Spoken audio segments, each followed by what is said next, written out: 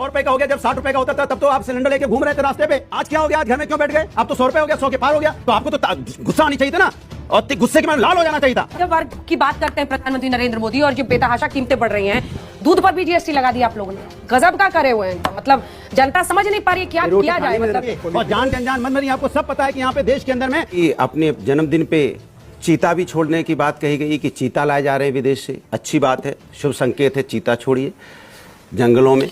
लेकिन आप कम से कम ये भी ध्यान प्रधानमंत्री जी दीजिएगा कि कम से कम इस देश के अंदर में गरीबी की चिता ना जले, बेरोजगारी की चिता ना जले, यहाँ पे सद्भावनाओं की चिता ना जले, भाईचारे की चिता ना जले, शाबाश बेटा, बहुत बढ़िया, कि प्रेम मोहब्बत की चिता ना जले।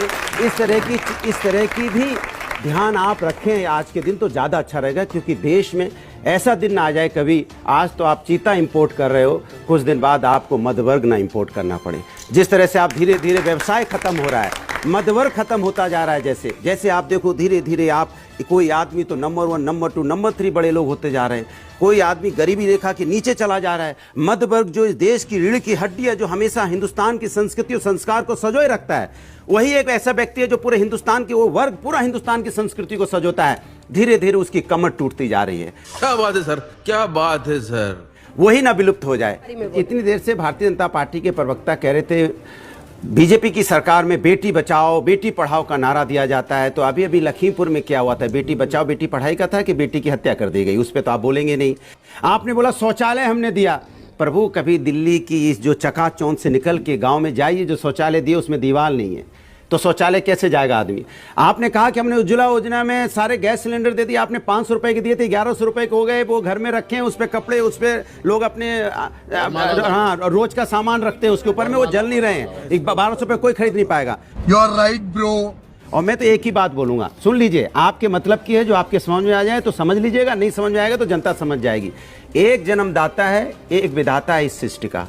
इष्ट की अनेकता है, दृष्ट की अनेकता।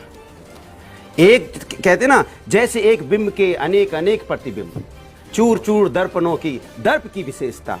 भूला हुआ आदमी है ज्ञान के गुमान में, जान के अनजान है, देख के ना देखता। आप देख के नहीं देखना चाह रहे हो कि लोग परेशान हैं। अरे बाप रे, ये तो धोती खोल रहा है। जान के अनजान बने हुए हो कि लोग परेशान हैं।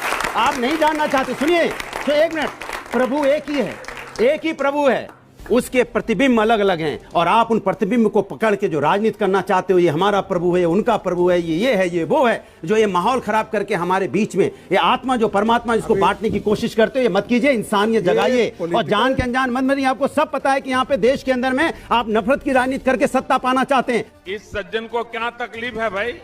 सब जानते हैं कि आप विकास की राजनीति नहीं करना चाहते, विकास से आपको नफरत है। आपको लगाव है तो किससे है? आपको लगाव है तो इंसानियत जो आपस में मिलकर रहती है उसको तोड़ने में, तोड़ के आप राज करना चाहते हो। ये मुसीबत है देश की। अरे तो भारत जोड़ रहे हैं राहुल जी, आप लोग भी शामिल हो जाते हैं। अभी तूने गाड़ी में उंगली किया ना, अभी पता था। अच्छा, आप जवाब दे रहा हूँ। भारत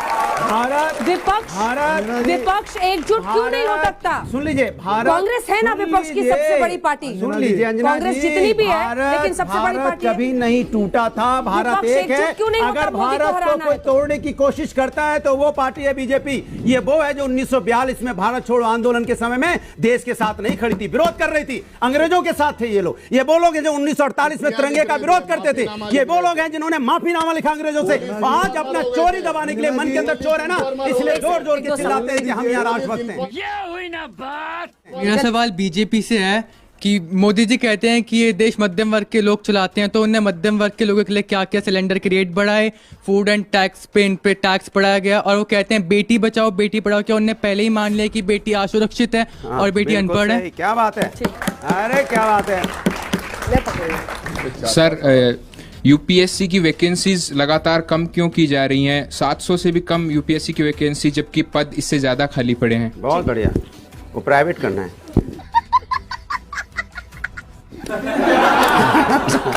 जब वर्ग की बात करते हैं प्रधानमंत्री नरेंद्र मोदी और जो बेतहाशा कीमतें बढ़ रही हैं, दूध पर भी जीएसटी लगा दिया आप लोगों ने, गजब का करे हुए हैं एकदम। मतलब जनता समझ नहीं पा रही क्या किया जाए। मतलब कितनी ताली बजाएं, कितनी ताली ना बजाएं, रोएं कि हंसे, समझ नहीं आ रहा। आज ही बदल लिया साला। दूध पर तो जीएसटी नहीं है, पैक्ड सामान पे जीएसटी भाई, पैक्ड सामान पे जीएसटी बना है, और वो जीएसटी काउंसिल के अंदर विधिवत निर्णय करके हुआ है। और जो फ्लोर ऑफ द हाउस पे फाइनेंस मिनिस्टर ने बोला है कि एक भी राज्य सरकार बताए तीन स्टेजेस हम से बता रहे जाकर हैं सबने क्या होता सहमत है। करके किया अरे है। आप एक दूसरे भी अपना GST पद कर रहे हो। प्लीज बीच में मत बोलिए प्लीज सर। दूसरा प्रश्न क्या बेटी बचाओ, ये तो सच है। हाँ। 2014 से पहले बेटियां नहीं बच रही थी और अभी बेटियों को लखीमपुर पढ़ाया में नहीं क्या जाता हुआ? आज हाथरस में नवजात क्या हुआ? शिशुओं में लिंग अनुपात उन्नाव में क्या हुआ? की बेहतरी हुई है। चिन्मय स्वामी क्या कौन है? तरीका है यार? अनुराग भदौरिया प्लीज। याद दिला रहा हूँ, ये वही याद दिला रहे हैं जो कहते हैं लड़कों से गलती हो जाती है। घटना ये लड़कों से गलती हो जाती वाले कह रहे हैं याद दिला रहे हैं। याद दिला रहा हूँ हाथरस की घटना, याद दिला रहा हूँ आपको आपके स्वामी जी जो मालिश और कराते थे। एक बात और बताओ, आप नहीं बोलोगे? अनुराग जी प्लीज। स्वामी इनके थे। इन्होंने जो कहा ना एक ही स्वामी प्रभु कौन भिन्न भिन्न थे? रूपों में दिखते हैं। मैं सिर्फ ये कह रहा था कि अगर हम ईमानदारी से देखें कि इस समय जिस प्रकार से भारत आगे बढ़ रहा है, चाहे आर्थिक विकास की बात हो, चाहे गरीबी को निवारण की बात हो, चाहे डिफेंस में अपने को मजबूत बनाने की बात हो, चाहे डिप्लोमेसी की बात हो, देश में अगर किसी से झूठ और जुमलों की बात सुननी है तो भारतीय जनता पार्टी के नेताओं को बुला लो। अब इतने सबके सामने कह रहे हैं कि ना दूध पे टैक्स जीएसटी है, ना छाछ पे है, ना दही पे है, ना पनीर पे है, ना आटा पे है, ना चावल पे है, ना दाल पे है, जबकि आप बाजार में चले जाओ तो आपको पता चलेगा। लेकिन ये लोग बहुत चालाकी से काम करते हैं। फिर पता क्या कहेंगे, खुले में नहीं है, खुला बेचेगा उसके ऊपर नहीं है। आप एक तरफ कहते हो कि स्वस्थ होना चाहिए, अगर पैकेट में 1 किलो 2 किलो का बिक रहा है पैकेट में तो वही उसी पे तो जीएसटी लगेगी ना, तो जीएसटी लगेगी। हमें तो 35 रुपए का दूध आपकी सरकार में 70 रुपए का हो गया। आपने इसके ऊपर जवाब कभी दिया कि 30 रुपए का दूध जब था वो 70 रुपए का कैसे हो गया, इतना महंगा कैसे हो गया? डीजल पेट्रोल आज 100 रुपए का हो गया, जब 60 रुपए का होता था तब तो आप सिलेंडर लेके घूम रहे थे रास्ते पे। सारे मंत्री बैठे घूम रहे थे, तो आपके जो डिफेंस मिनिस्टर राजनाथ सिंह भी टांग के घूम रहे थे। आज क्या हो गया, आज घर में क्यों बैठ गए? अब तो 100 रुपए हो गया, 100 के पार हो गया। तो आपको तो गुस्सा आनी चाहिए था ना, और गुस्से के में लाल हो जाना चाहिए था, और डबल लाल होना चाहिए था। जब 60 रुपए में इतने लाल थे तो अब तो ऐसा लाल हो जाना चाहिए कि फट जाना चाहिए था।